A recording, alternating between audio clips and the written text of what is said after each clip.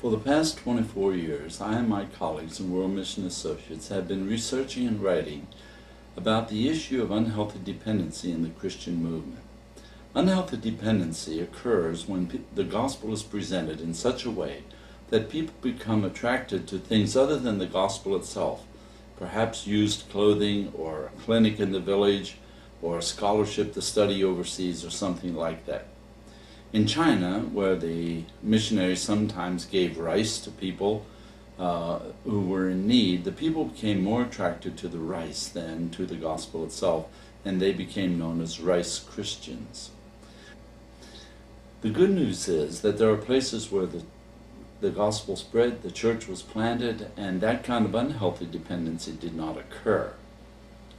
I'm referring to places like New Guinea, where missionaries started 200 churches in about a 20-year period. When they wanted to have the 20-year celebration of the founding of their churches, some of the missionaries had already gone back to North America. So the people in New Guinea sent air tickets to the missionaries in North America, inviting them to return for the celebration. When they arrived in Port Moresby, the missionaries were put in hotels at the expense of the church in New Guinea, and some cash was given to them to buy their meals while they were there. In another case, that same mission sent missionaries to the former Soviet Union. They started several congregations, and the people in that country offered to repay the missionaries for the expenses they had in bringing the gospel to them. Recently, I was on a trip to Africa. When I got to Nairobi, I met a man who was the driver in the guest house where I was staying. And I noticed on his business card that his title was bishop, so I asked him about it. And he said, oh yes, in addition to working in that hotel, he has started churches in and around the city of Nairobi. He started 23 congregations, had 23 lay pastors working with him. And in addition to that, they had a rehabilitation program in one of the poorer areas of the city. I asked him how much money comes from overseas to support this work, and he said, none, of course. It's all done with local resources.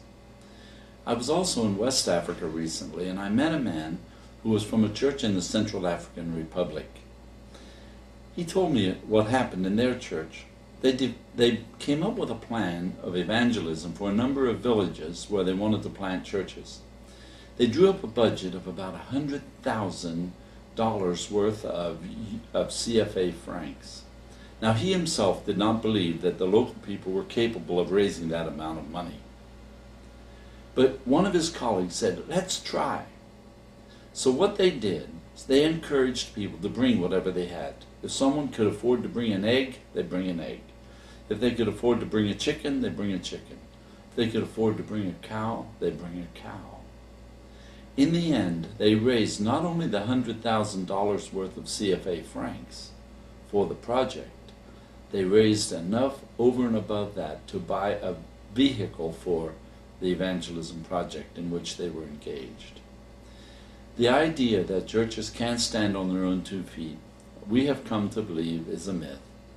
That churches, if the gospel is introduced appropriately, can learn not only to walk on their own 2 feet, but in many cases they can give back to the rest of the world something that God has given to them.